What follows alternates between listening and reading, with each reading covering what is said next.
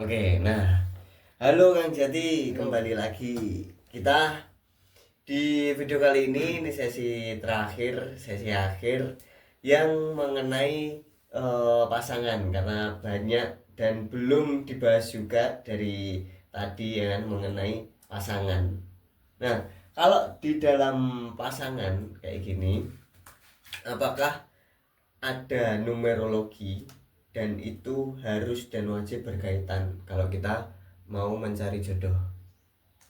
Kalau kita mencari jodoh, saya kira kita tidak perlu pakem numerologi untuk eh, mencari sesuatu yang terkait, Mas. Karena jodoh itu sendiri akan proses pengaitan. Ya. Nah, setelah Anda berjodoh, nanti memungkinkan dari pembacaan numerologi itu akan terbaca tingkat keselarasannya. Maka kalau dalam perhitungan-perhitungan yang lain, Mas, seperti contohnya perhitungan orang Jawa berdasarkan weton seperti itu, menghitung neptu perjodohan, itu kan ada sing hitungannya jatuhnya tipe pegat, tipe Iya, pati dan betul. sebagainya. Nah itu di dalam numerologi nanti akan terbaca tingkat keselarasan. Jadi prosentase tingkat keselarasannya akan terbaca dan memungkinkan di dalam numerologi itu nanti akan terbaca juga potensi-potensi dari masing-masing tentang tautan karmanya. Karena pada dasarnya, Mas, apa yang saya ketahui, kenapa kita itu dipertemukan dengan jodoh kita, itu sebetulnya bukan tanpa sebab, bukan hanya karena masalah cinta. Cinta itu kan modal, Iya. modal yang diberikan oleh Tuhan kepada kita. Tetapi kita dipertemukan dengan pasangan kita dalam kasanah perjodohan atau pernikahan itu karena memungkinkan kita itu punya track record karma yang memungkinkan Sama. mirip atau sama. Iya. Sehingga di situ memungkinkan kita bisa bersinergi untuk sama-sama menuntaskan karma tersebut. Nah nanti di dalam pembacaan numerologi, di dalam analisa numerologi itu nanti memungkinkan diketahui potensi karma dari masing-masing. Terus bagaimana caranya untuk selaras dan bersinergi kan di situ. Betul, betul. Dengan bisa memungkinkan selaras dan bersinergi, Anda akan mempunyai modal utama yaitu kesadaran untuk mengarungi setiap etape kehidupan dengan berbagai problematika kehidupannya di situ. Seperti itu. Maka apakah numerologi itu terkait dengan perjodohan? Iya. Tetapi bagi mereka yang sudah berjodoh kan seperti itu. Yang sudah berjodoh. Nah, kalau yang belum menemukan nih kan. Kalau yang belum menemukan prosesnya ikuti alur Tuhan karena jodoh pati rezeki di tangan Tuhan. Dalam artinya seperti ini. Kita itu pasti tidak ada, kita bertemu dengan jodoh kita itu bukan tanpa sebab karena kita pasti dipertemukan dalam kasanah cinta. Itu normalnya loh, Mas, karena kehidupan itu kan ya ada yang tidak normal. Jadi merit by accident kan juga ada. Iya, ada. Kalau itu enggak, kalau itu topiknya nanti lain saja. Ya. Tapi kalau normalnya orang berjodoh itu pertama pasti dia muncullah benih-benih cinta di situ. Entah secara bersamaan cinta pada pandangan pertama atau dari salah satu pihak dulu. Akhirnya bersinergi, selaras, diberi modal cinta oleh Tuhan untuk sama-sama bisa menerima atas potensi kekurangan dan kelebihannya masing-masing. Maka ada istilah kalau orang jatuh cinta itu tai kucing rasa coklat kan seperti itu. Apapun yang menjadi keburukan pasangan kita, kita mau sangat memaklumi karena apa? Karena kita cinta kan. Iya, betul. Ya cinta itu dimungkinkan itu sebagai modal pokok dari Tuhan untuk Anda itu bisa saling bersinergi. Tapi biasanya dalam prakteknya setelah orang menikah itu cintanya mesti ditiadakan. Yang ada kebutuhan kan ngono. Iya. Ya ada kebutuhan, betul. Maka prosesnya kalau proses alami seperti itu, baru akhirnya Anda punya komitmen bersama-sama untuk melanjutkan ke jenjang pernikahan. Dan rentang waktu Anda berpacaran dengan modal cinta itu dimungkinkan Anda untuk bisa melakukan penyelarasan sampai akhirnya melahirkan satu potensi komitmen. Ya sudah, saya sudah memahami kamu, saya sudah tahu baik buruknya kamu, dan saya menerima apa adanya dirimu kan. Idealnya kan seperti itu. Betul. Akhirnya menikah. Nah setelah menikah baru kita bisa menganalisa atas potensi dari masing-masing berdasarkan numerologinya, Mas. Kalau ya kan, kalau udah menikah dan kita tahu angka numerologi masing-masing, kalau berbeda ini kan wajar dalam artian kita harus saling menutupi kayak sandal tadi. Tapi kalau yang sama plek ketiplek, nah ini kan ada. Walaupun angkanya plek ketiplek sama, tetapi memungkinkan secara energinya tidak sama, Mas. Oh, Nggak mungkin di dunia itu sesuatu yang benar-benar sama plek ketiplek 100% enggak ada. Heeh. Bayi kembar saja pasti berbeda, Mas. Enggak Hmm. ada yang sama benar-benar sama, enggak ada. Oh, nah apa nih yang membedakan antara angka kembar, maksudnya dia 7, kita 7 juga. Nah, apa yang sama dan apa yang beda nantinya? Garis takdir. Oke. Jadi dari setiap angka yang kita analisa itu memungkinkan akan diketahui potensi garis takdir. Garis takdir itu dipengaruhi oleh 3 hal. Karma past life, Ya, yang merujuk pada potensi kehidupan dia di masa sebelumnya, betul. dan juga sinergisitasnya dengan leluhur, DNA leluhur, dan karma hidup. Itu memungkinkan potensi-potensi yang terjadi yang dilakukan oleh seseorang di masa kehidupannya, sehingga merujuk pada hukum sebab akibat. Ya. Terus yang ketiga adalah tautan luka batin luka atau batin. trauma. Ya. Di situ pasti orang berbeda, Mas. Mau kita berangkat dari keluarga yang berbeda, lahir dari keluarga yang berbeda, pasti berbeda. Jadi sama-sama angka 7-nya tapi kan punya sejarah sendiri-sendiri, punya track recordnya sendiri-sendiri. Jadi tidak ada kata sama. Misalnya Anda lahirnya tanggal 7 bulan 7, terus pasangan Anda juga tanggal 7 bulan 7. Itu bukan berarti sama di situ. Nanti pasti indikasi lainnya akan terbaca.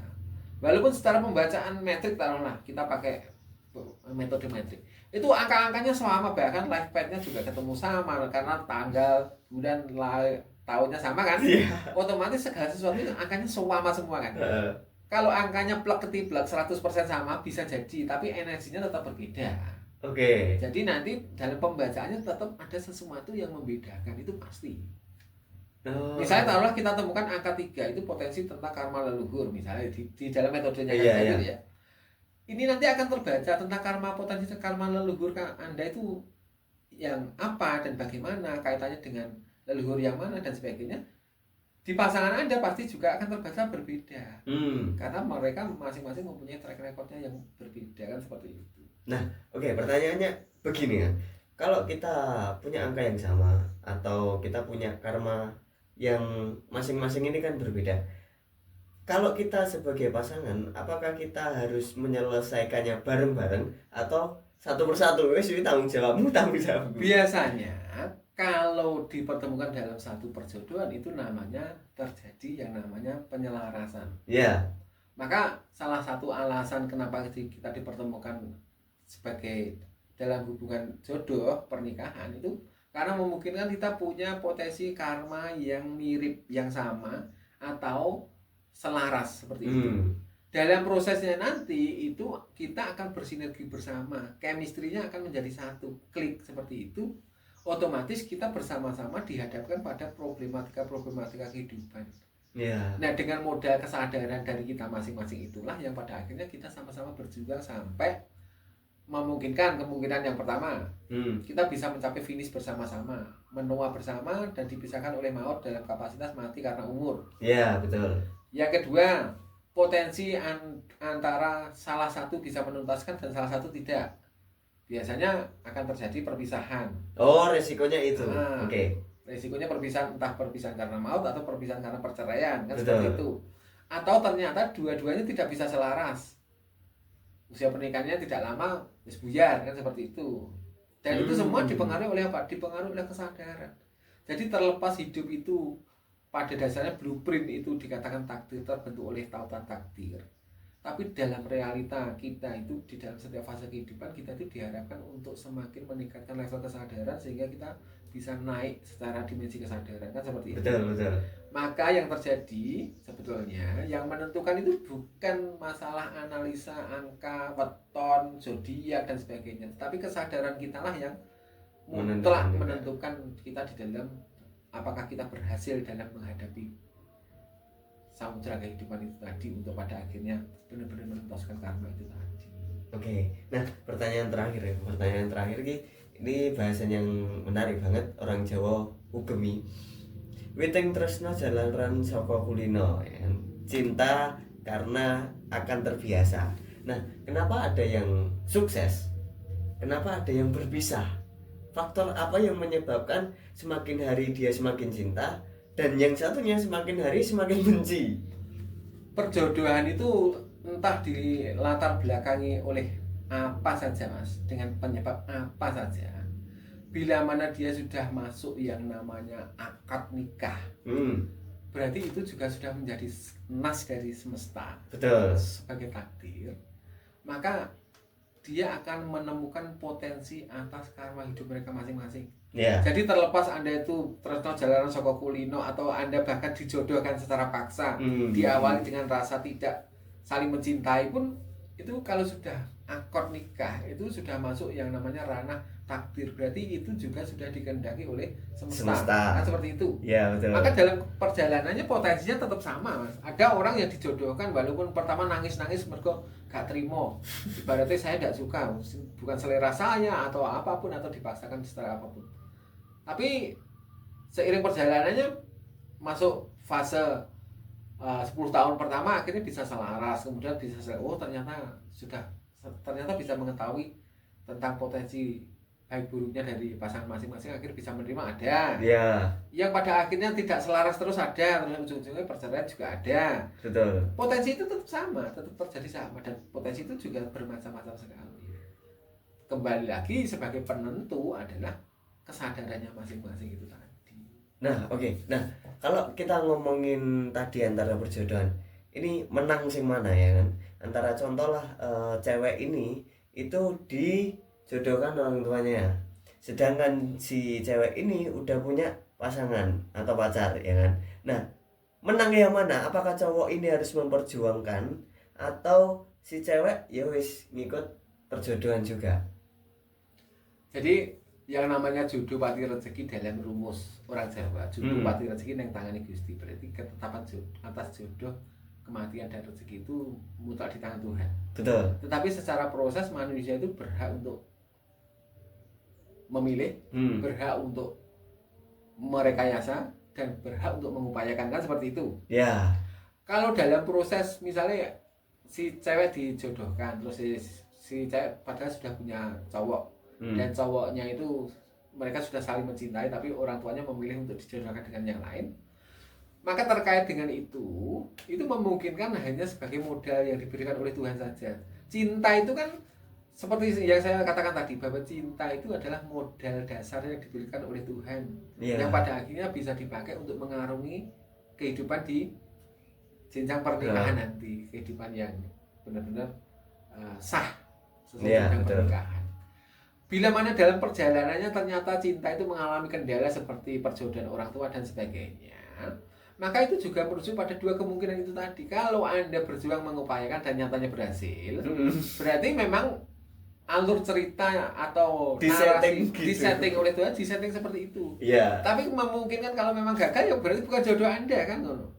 Jadi karena kuasa Tuhan itu dalam wujud tajali yang ada pada manusianya sendiri atau tajali yang ada pada semesta ini, maka semua bergerak sesuai dengan hukum manusia itu sendiri juga, hukum alam dan hukum manusianya itu sendiri. Jadi kembali lagi pada dasar dari pemahamannya bahwa manusia berdiri pada konsekuensi tadi, dan alam berdiri pada eksistensinya. Kita akan selalu berbenturan dengan itu, Mas. Betul, maka kesadaran dipakai untuk kita bisa menghadapi hal semacam itu.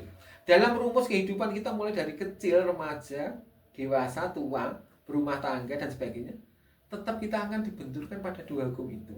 Kalau kita tidak punya kesadaran yang bagus, maka potensinya ya antara gagal. Kemarin ada konsultasi, orang yang berkonsultasi masuk, ya kasusnya sama seperti Anda, seperti yang Anda tanyakan itu. Akhirnya saya memberi pilihan seperti ini. Saya analisa semuanya sesuai garis perjodohannya di dalam numerologi. Ternyata memang ada banyak ketidakselarasan. Nah, akhirnya saya beri pilihan. Ya wis dilepaskan saja. Saya seperti apa? Dia tunjukkan fotonya seperti ini. Oh ya biasa saja. Mikirnya gini, saya laki-laki, saya ganteng, saya punya gaji, saya bisa cari yang lebih dari ini. Betul. Kalau Anda menerima, berarti kesempatan Anda untuk mendapatkan yang lebih baik. Iya. Terus syukur-syukur kalau kamu sudah pernah merasakan sama ini, kan kamu bisa merasakan yang lainnya. Berarti kamu bisa tahu cita rasa, kan? Akhirnya dia ngeh, Mas. Dengan hanya seperti itu saja dia ngeh. Oh bener ya Pak. Ya kenapa saya bilang-bilang ini seperti ini? Iya. Oh, ada kesempatan yang lebih baik. Iya kan, mungkin secara ekonominya Anda bertemu dengan cewek yang lebih mapan, secara fisik Anda berkesempatan untuk mendapatkan yang lebih cantik. Iya betul. Secara garis keluarga juga mendapatkan Ya, lebih keturunan yang baik. lebih baik kan seperti itu. Maka segala sesuatunya kalau kita mau menerima, menyadari, lalu kita berkesadaran, maka segala sesuatu sebetulnya tidak akan menjadi masalah. Iya. Kok dipaksakan sama orang tua, terus kita memperjuangkan kok kena, ya berarti itu jatah kita. Kalau sudah kita berusaha, sudah berjuang, ternyata tetap orang tuanya tidak mau menerima kita, ya berarti bukan jodoh kita. Jadi, Paling ya. gampang hidup. Kan hukum keseimbangan dan keselarasan itu Iya. harus kita perhatikan. Kenapa kita mati-matian kalau pada akhirnya belum tentu setelah nikah nanti, karena biasanya orang yang tidak paham sebelum nikah kita dihadapkan kepada cinta, setelah menikah kita dihadapkan kepada kebutuhan. Betul. Begitu diantar kebutuhan komeng kok mas, Iya. rumah tangga komeng. Mangan suket. Nah, berarti memang harus benar-benar legowo dan ikhlas juga apapun hasilnya nanti.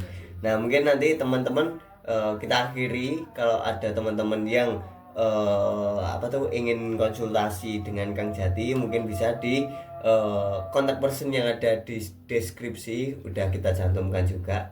Itu konsultasi dengan Kang Jati sendiri. Nah, mungkin kita akhiri, tapi jangan lupa sebelum itu kalau teman-teman suka video ini bisa like, komen, sama subscribe, dan juga kalau ada pertanyaan apapun bisa langsung di komen. Nggih, Kang Jati, terima kasih, matur suwun, kita Sama-sama. lanjutkan di lain kesempatan.